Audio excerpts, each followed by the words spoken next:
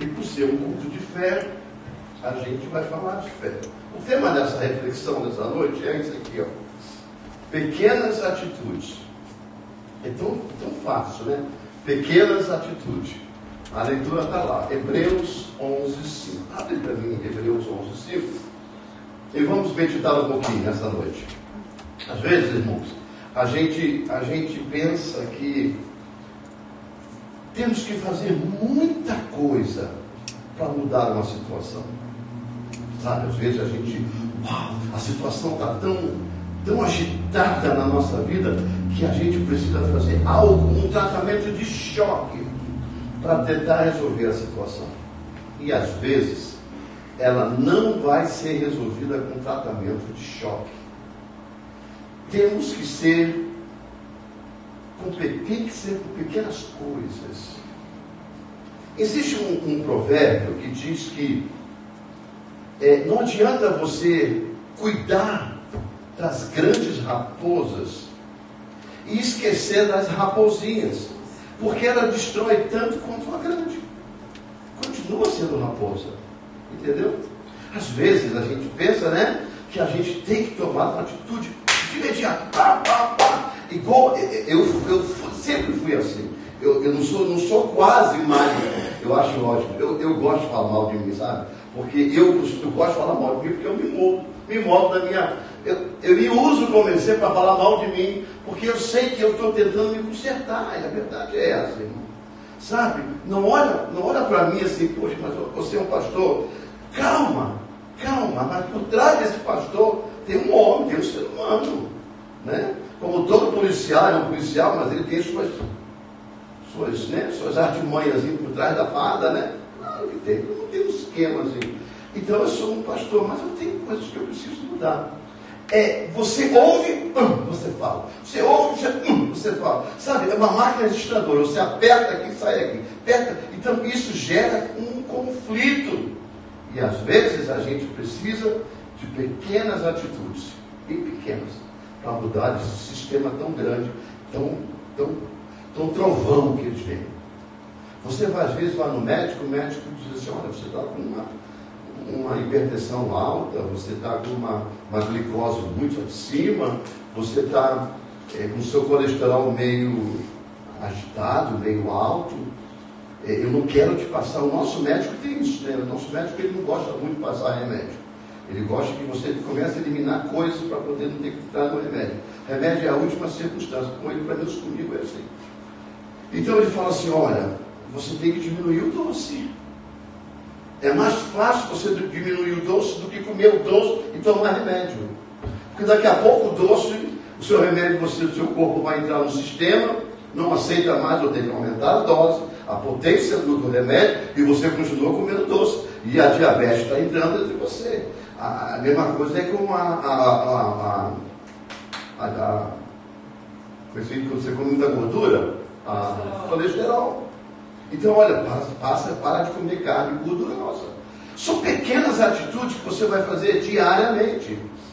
Porque todo mundo quer chegar lá, pegar uma receita de um médico, ir na farmácia, comprar o remédio, tomar, e daqui a meia hora entrar no sistema, pronto, estou livre, acabou, não tem mais nada. Igual a dor de cabeça, né? Você toma um remédio bem forte, ela bate ali, elimina você, mas o problema está lá dentro. A questão de não ter dor simplesmente é uma questão de morfina ou algum outro remédio que tira a dor, mas o problema continua lá dentro. Então você tem que fazer o quê? Com pequenas atitudes, corrigir o problema lá dentro, para que depois a dor não exista. Não é verdade? Então vida com Deus é do mesmo jeito. Às vezes a gente pena muito porque a gente não quer fazer as pequenas atitudes. Mas nós vamos ver alguns homens de Deus que fizeram uma grande mudança na sua história. Pequenas atitudes. Você quer ver uma coisa?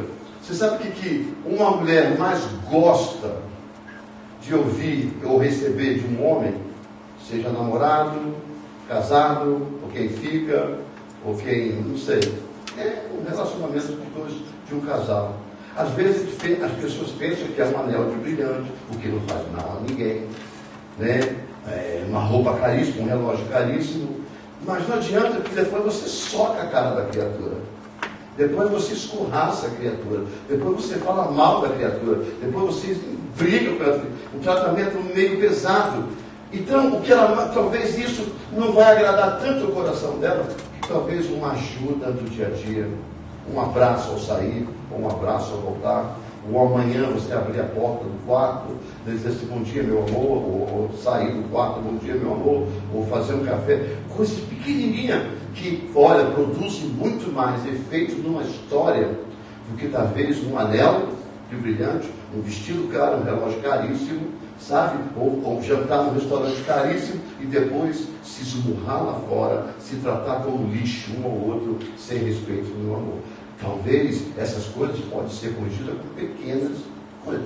Tudo na vida, irmão, é isso. Pequenas atitudes transformam grandes histórias. Essa é a reflexão dessa noite. Sabe? Às vezes dá vontade na gente de sumir da frente de algumas pessoas. Ou eliminar as pessoas da nossa frente. E às vezes são pessoas boas. São pessoas que às vezes nos fazem bem e mal ao mesmo tempo. Você conhece alguém assim? Não levante a mão, só pensa. Você conhece alguém que te faz o mal e o bem ao mesmo tempo? Mas não é que ela é falsa. É tipo de pessoa. Ainda não evoluíram. São crianças rebeldes, velhos, carecas, velhos, de idade, mas com atitude ruim. Mas são pessoas que, se você mudar a sua atitude para com elas, elas se tocam. Cedo ou tarde, a cara do pau delas muda e passa a ser um rosto natural de pessoa. Porque elas vão vendo mudança em você. Nós temos que mudar a nossa vida com pequenas atitudes. A gente vai ver na Bíblia pessoas que teve pequenas atitudes e foram homens que entraram para a estante, a galeria da fé, sabe? A galeria que destacou, inclusive uma prostituta, né? Uma prostituta. Você já pensou, irmão? Escuta bem. Ela era uma prostituta. Olha as minhas palavras e não deturpa as minhas palavras depois. Uma prostituta e um homossexual são as mesmas coisas em termos de pecado. Opções sexuais. Muitos homens.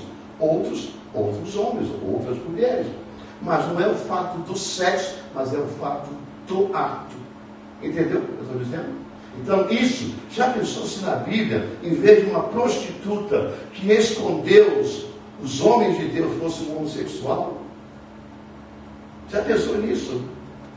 Mas através dessa prostituta, ela foi da linhagem que nasceu Jesus lá na frente.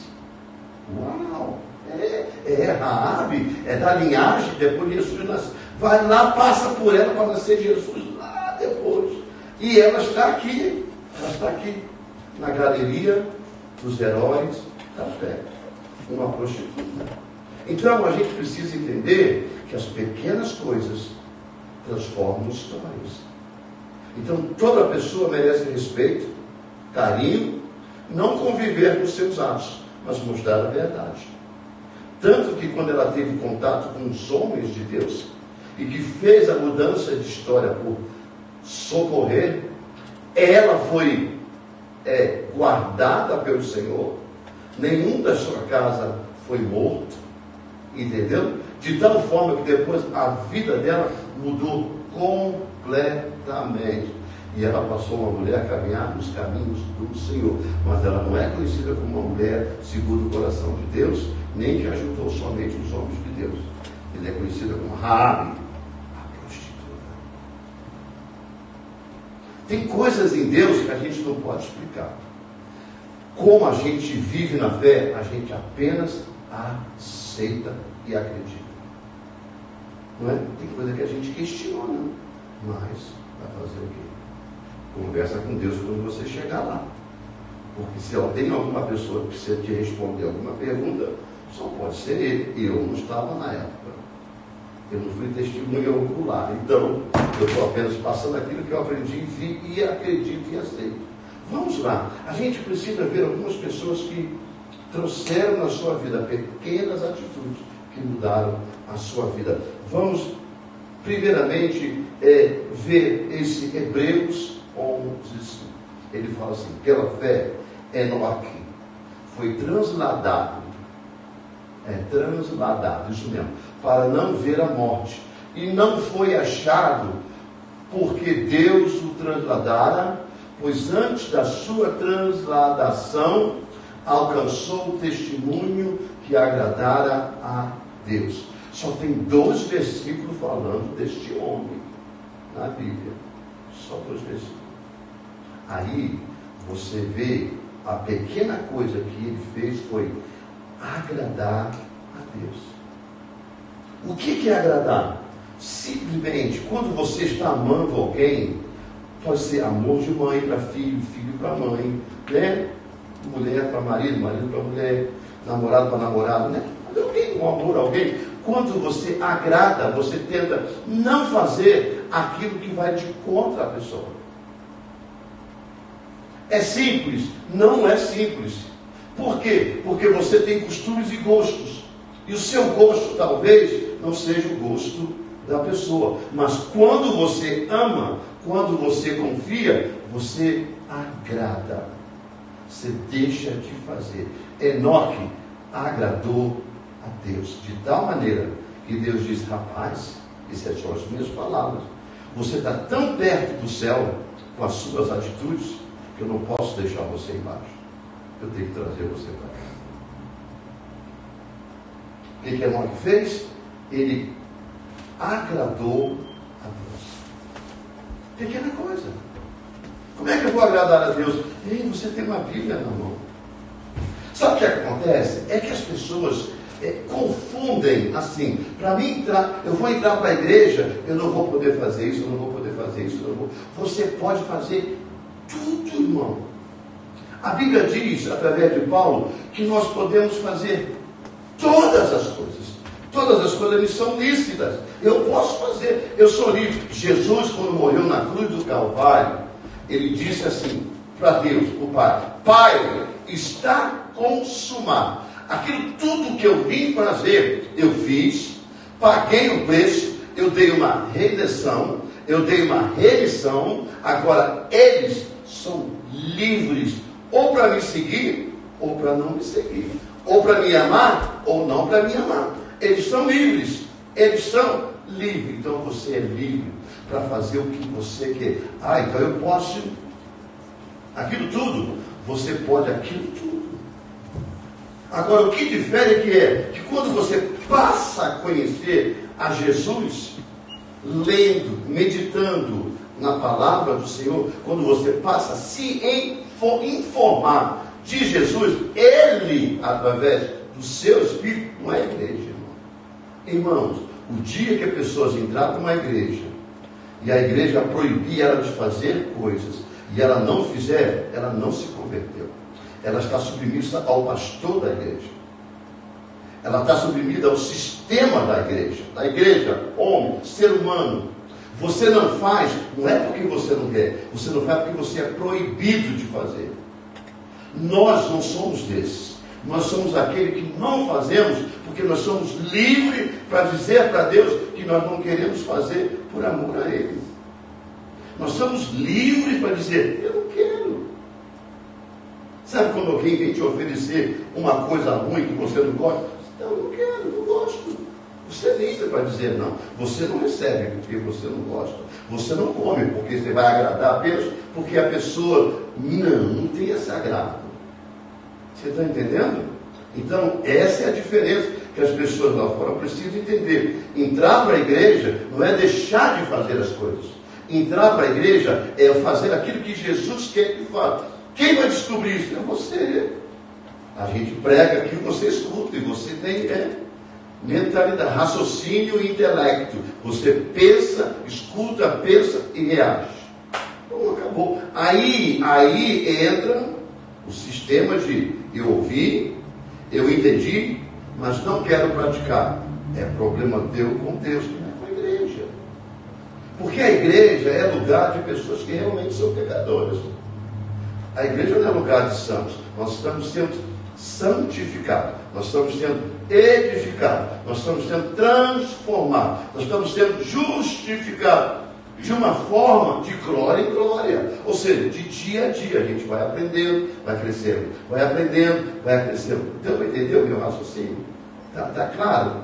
Tá easy, para poder todo mundo entender? São pequenas atitudes, agrada a Deus. O problema do ser humano, meu e o seu, é porque a gente quer fazer o que a gente quer fazer. Por isso que a gente peca contra Deus. Porque é a minha vontade, mas não a vontade de Deus. Porque nem toda a vontade que a gente tem é a vontade de Deus. Quando a palavra de Deus diz que Enoque agradou a Deus de tal maneira, ele agradou 100%. De que forma? As pessoas fazem muito folclore com a igreja. Muita religiosidade. Sabe? As pessoas têm que se mostrar que são cristãs.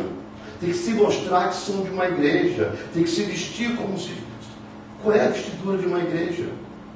Qual é o contexto aonde que se diz na Bíblia que quem participa de uma igreja se veste assim, assim, assim? Aí os pastores que querem tolir um pouco as mulheres, só as mulheres, porque o homem não tolhe. O homem eles não cobram nada, nadinha. Não cobra nadinha. Mas cobra das mulheres, aí, uma mulher não pode andar como uma prostituta da época, adornada de joia, cabelo pintado, unha pintada. Calma. Tudo é um contexto, é uma história. Agora você tem que ter bom senso, né? Você tem que ter bom senso, porque quando você recebe uma multa da polícia na rua dirigindo um carro em alta velocidade, que foi assim, você tem que comparecer na corte. Você não vai de biquíni diante do juiz, você não vai de topless, você não vai de fio dental, né? Você não chega lá com as unhas desse tamanho no telefone celular, falando no celular, você não levanta a hora que você quer, nada disso, é só um juiz mortal, porque na mesma hora ele manda você se retirar, e case over, quer dizer, acabou.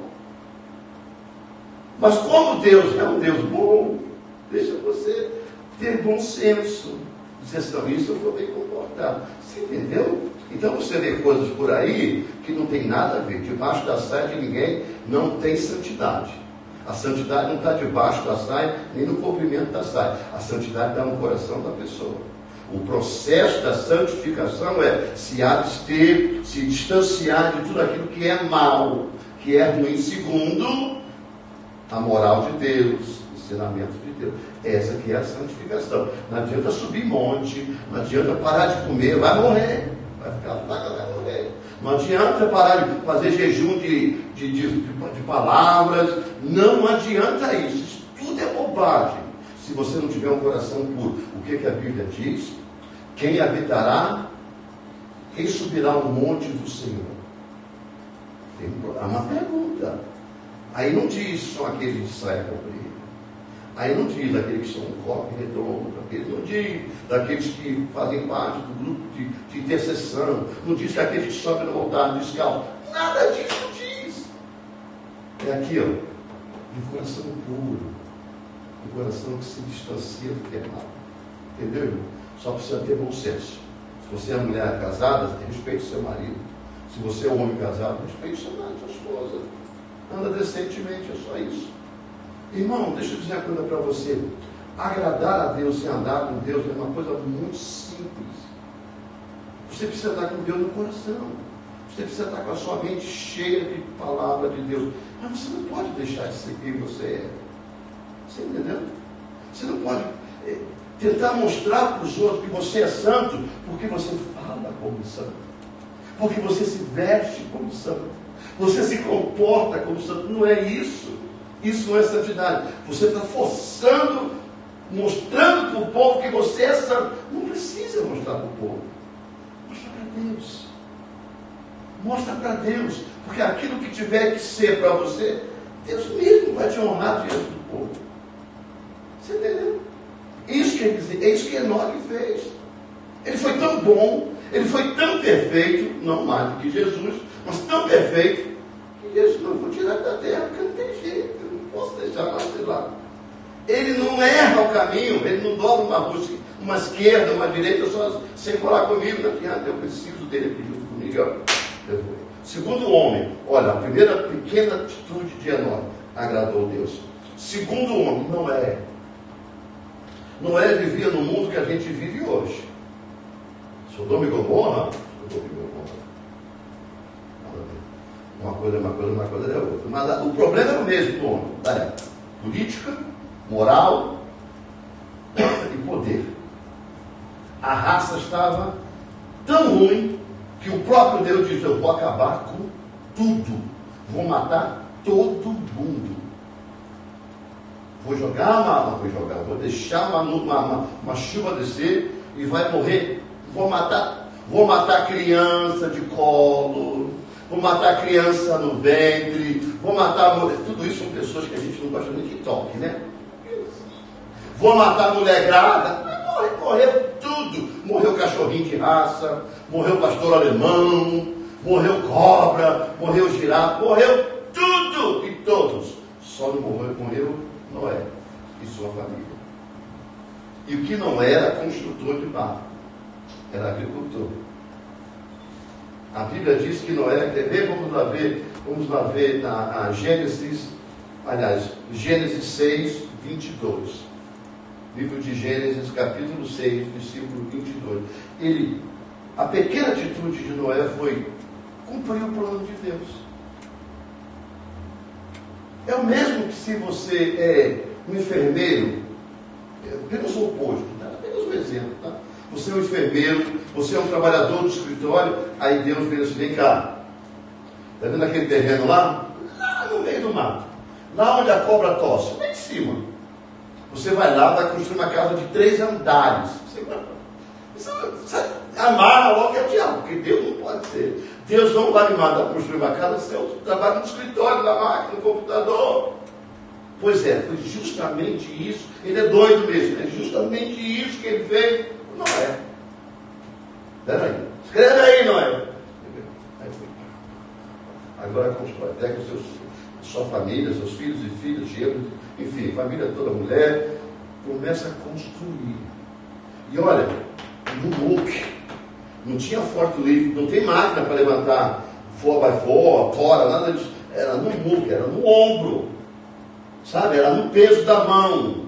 Passava ali o bedume, que era tipo um asfalto, um pinte, e construiu uma arca monstruosa. E depois de construir isso, agora entra. Deixa que eu feche a porta pelo lado de fora. A família toda se salvou. Sabe por quê? Uma pequena atitude. Ele cumpriu o plano de Deus. Olha, deixa eu dizer uma coisa para você. Nem sempre o que Deus manda você fazer será algo que você sabe fazer. Normalmente não é. Normalmente não é. Ele vai te capacitar para vencer. Porque com Deus, viver com Deus é desafio. Eu me lembro, eu e Cid e Camila, nós fazíamos parte de uma igreja, lá em tempo, hoje em dia, até o pastor Gessé faz parte dessa igreja, mas era uma outra visão de igreja, mas era a mesma igreja. Veio um missionário da Austrália, um australiano, falava um inglês bem carregado, um inglês bem... Não sei se vocês já ouviram um australiano falar inglês. Ele é tipo um africano, eles falam inglês bem tipo, como nós brasileiros falamos, nós brasileiros, não os jovens que nasceram aqui, se criaram aqui. A gente tem muito acentuação de imigrantes nisso tudo. Eles falam tão pesado que é difícil entender o inglês deles. Mas ele falou, chegou para o nosso pastor e falou assim: olha, aliás, chegou para a gente, para mim, falou assim: prepara as malas, porque você vai sair daqui. E disse para o pastor: pode se preparar que ele vai ficar aqui. Aquilo abalou a nossa vida, porque a gente não tinha definição de ir para lugar nenhum. Nós não tínhamos ideia, estava tão bem na igreja, naqueles tempos aí trabalhando. Sabe quando você está bem no lugar e Deus levanta uma pessoa e toca o seu coração e você fala: agora me confundiu tudo. Porque a gente ajuda a igreja desde o início. A igreja estava desenvolvendo. E aí ele vai, e não demorou muito, irmão. Não demorou muito. As coisas foram se encaixando. Nós não fizemos de deixa eu te ajudar, Deus. Não. Não, nós continuamos nos nossos trabalhos. Se é Deus, vai acontecer. Se não é Deus, fica por aí no esquecimento. Mas não ficou no esquecimento, não. Hoje em dia nós estamos aqui como pastor. Hoje em dia, lógico, desde 2001 que a gente é pastor de ministério. São 22 anos. Só nessa igreja aqui, só nesse prédio aqui, nós somos pastores desde 2001, né? Era com outra igreja, agora nós estamos aqui com o nosso ministério. Eu fiquei pensando até hoje, quando ele disse para mim, poxa, eu estava conversando com ela essa semana, né? Sobre coisa de vida, de igreja. E ela falou assim, eu conversei, fui num lugar assim, encontrei uma amiga minha, conversou, ela perguntou, mas que igreja você é? Aí ela falou assim, eu sou da igreja do pastor Labriola. Ela eu estou lá 17 anos, eu digo, sério, você está 17? Eu pensei no que ela me falou, a ficha caiu depois. 17 anos, eu disse, ela me ouvindo, meu Deus. Não é, minha filha? Não, a Érica não tinha nascido ainda, né? Ela já me ouviu numa outra situação antes da Érica. E depois da Érica, a Érica está aí, do lado dela, né? Do tamanho que você vê aí. 17 anos, meu Deus. E não enjoou, né? Não enjoou. Também quando enjoar vai fazer o quê? Deus não manda embora, não demora a ficar, né? Então vamos ficar, ué. Tem dia que a gente fica com o pai e mãe até os 30, 40 anos e não enjoa, irrita, mas não enjoa, né? Claro que não. Não é verdade, é mãe, pai, né? Camila? Irrita, mas não enjoa. Mas é o quê, né? Engole, chupa que é de uva, né? Não tem jeito. Quem mandou ser filho, né? E não é, para mim é um prazer, né? E outros mais, né? Um prazer muito grande. Então a gente impactou a palavra dela, porque fez tudo cair na terra. Né? Assim, parar para pensar neles. Não só ela, o Kennedy, né? Depois a Érica que nasceu. E aí a gente veio caminhando nisso tudo. Então, são pequenas atitudes. Você entendeu? A amiga dela, de repente, se tem um raciocínio lógico, vai dizer assim, uau! Ela faz 17 anos numa igreja, a mesma igreja. Eu não sei nem quantos anos, a mãe dela é membro da mesma igreja. A mãe dela deve ir no mesmo caminho do que ela.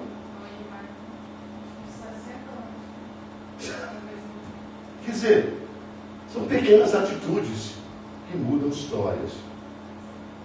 Tá? Então, quando Noé tomou a atitude dele de construir uma arca, foi pequeno. Ele cumpriu o plano de Deus. Terceiro homem, terceira pessoa, que também cumpriu, mudou a história com pequena atitude, foi Abraão. Irmãos, para pensar, vamos lá ler Gênesis 12, o mesmo livro, só que agora é capítulo 12, versículo 1 e 2. Olha, a cabeça desse homem foi a 1000. Porque você, quando saiu do Brasil, você sabia para onde vinha.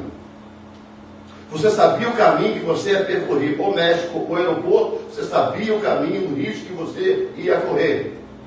Claro que sabia. Quem programa a sua vida, explica as coisas. Talvez não sabendo que você pode passar, mas sabendo que você ia passar pela tese, pelo geral. Mas esse homem foi diferente. Vamos ler primeiro. Ora, o Senhor disse a Abraão, sai da tua terra, da tua parentela, da casa do teu pai. Olha essa situação. Para a terra que eu te mostrarei. Olha essa situação. E eu farei de ti uma grande nação. Abençoar-te-ei, engrandecerei o teu nome. E tu ser uma bênção. Olha, tanto quando Enoque, Noé e agora Abraão foram chamados para algo de Deus que eles não sabiam. Enoque, querido, não tinha Bíblia para se seguir. Não tinha Bíblia. Ele não tinha igreja para ir, para ouvir o pastor pregar, para ensinar ele a andar direitinho. Tinha. Nós estamos falando de Enoque, filho. Lá, ó. Lá onde o cabelo tinha a cabeça no rabo. Lá atrás. Lá no mundão, lá atrás. Sabe? Bíblia não existia. Mas ele conseguiu fazer a vontade de Deus. Aí quando ele pula para Noé, a mesma coisa, irmão. Lá atrás. Lógico que conhecia Deus, mas de ouvir falar algumas coisas. Você e eu temos um privilégio muito grande, porque Jesus nos deixou um novo testamento, um evangelho, algo novo que você pode ouvir, meditar e fazer, e tomar conclusões. Quando a gente pula para Abraão, a gente vê Deus falando para ele assim: rapaz, larga a família toda. Ia ser uma loucura se Deus falasse com Isaac: Isaac, larga a Rose, larga a fiaiada toda em casa, some lá para o Alabama, larga esse povo para ir, larga as famílias lá para ir. Ele diz assim: Senhor, Senhor não. O Senhor diz que a família é uma instituição de Deus, filhos são herança do Senhor. Para trás de mim, Satanás. No mínimo. Não ia, não. A mesma coisa seria eu, irmão, e eu, como eu sou teimoso com Deus, eu sou quem dizendo. Não é qualquer coisa que eu falo quando Deus fala comigo. Não é qualquer coisa que eu faço quando Deus fala comigo. Eu quero que realmente Ele me dê um eixo, na minha orelha e garanha, assim, igual a cavalo, sabe? Porque senão eu não funciono. Eu sou duro. Porque eu tenho medo de falar de Deus uma coisa que não é verdade. E tenho medo de fazer coisas que não é mandado de Deus. Eu já me arrebentei muito no mundo com essas coisas. De eu achar, porque Deus está em mim, eu posso fazer, porque Deus vai abençoar. É a minha vontade, não é do Senhor. Eu apanho. Dói. Dói realmente. Mas Abraão ouviu e creu. Só ouviu. Ele ouviu uma voz que não sabe da onde, porque ele também não conhecia Deus. Ele vem de religião diferente. De repente Deus clica no ouvido dele. E o pior, larga tudo. Larga o que você tem, porque ele também tinha os dotezinhos. Sabe? Aí, ei brasileiro, ei minerada, cariocada, sai da América, vai para a Etiópia. Vai lá para o fundo da Índia. Esquece o dólar.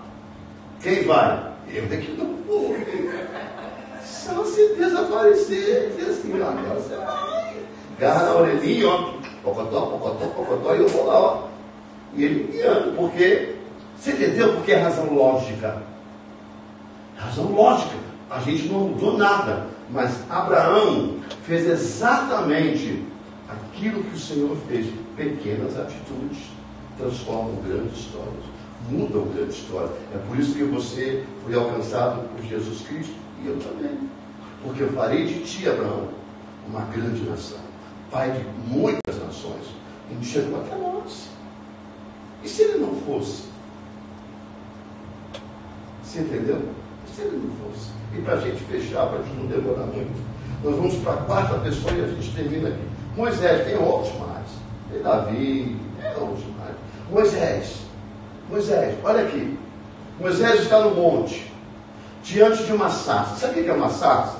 Você já viu a foto de uma sarça? Da árvore? Sabe quem conhece o pé de tangerina? O pé de tangerina, eles são baixinhos. Ele não cresce muito.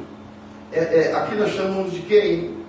Como é que é o nome desses pinheiros que são pequenininhos? Arbusto do Brasil, né?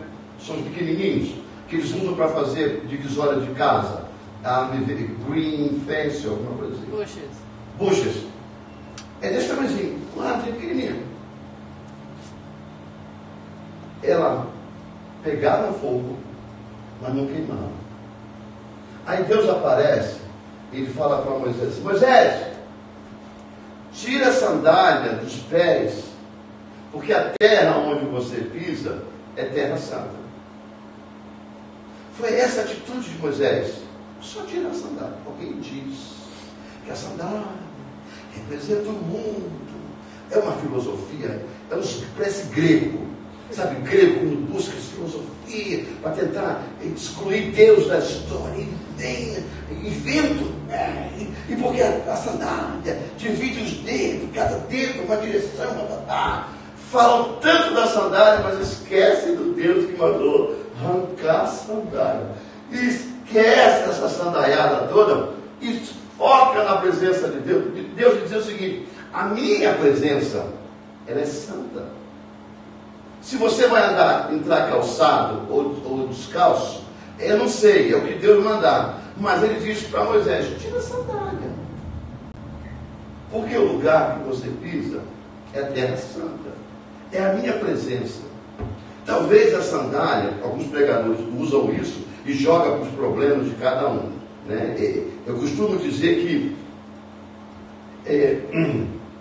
eu não queria falar isso, porque ela bater lá na internet e depois vão me bater no telefone, vão me mandar e-mail e tudo. Eu já participei de muitas igrejas que tem pastoras em vez de pastor. E tem diferença na pregação. Tem pregação. Por quê? Porque mulher é muito sentimental. Mulher, ser humano, é muito sentimental. E eu já vi pregações como essas, que a mulher transfere a sandália para os problemas caseiros, problemas de vida, problema sentimental, problema familiar. E aí, não bate o que elas vão dizer, porque, para mim não bate pelo seguinte, já vejo por aí, não bate porque Deus diz para Moisés: tira a sandália. Então, quando Moisés tira a sandália, ele deixa a sandália para trás. Aí eu quero ver se você vai deixar marido para trás, mulher para trás, filho para trás, família para trás, em vez de arrumar a família. Então não é o Deus que a gente entende muito disso. Mas eu não quero me focar nisso, porque vai virar uma sensação, e eu não quero trazer ninguém ao sensacionalismo. Eu quero trazer na razão que a Bíblia nos diz o seguinte: que quando Deus diz para Moisés: Moisés, tira a sandália, ele diz assim: olha, tira aquilo que possa estar te acomodando, aquilo que possa estar te trazendo um conforto, para pisar nesse terreno que é cheio de pedra, que machuca o pé. Aí tudo bem, aí eu uso, porque é natural. Não sei se você ficar muitos anos sem andar descalço, muitos anos, eu não ando descalço aqui, mas quando eu tiro minha sandália, meu tênis, em casa, que eu vou no estacionamento, no carro, eu não consigo pisar no asfalto, aquelas pedrinhas, o pé fica fino. Você já reparou isso? O pé dói. Então é isso que Deus quer. Para mim, na minha visão, Deus está dizendo: olha, tira o que te traz conforto e vem em minha presença, aonde eu quero ver o teu sacrifício de suportar o que te incomoda, mas permanecer na minha presença. Porque tudo que é humano incomoda Deus. Por quê? Por que o senhor diz isso, pastor? Porque a Bíblia diz que quando nós somos espirituais, nós discernimos as coisas espirituais.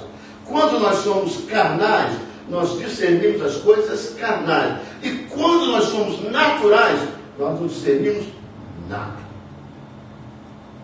Dentro da igreja tem os três crentes, né? O espiritual, o carnal e o natural. O natural, coitado, tá? Porque o azul é azul, o verde é verde, e eu gosto das meninas da igreja. Isso é o carnal.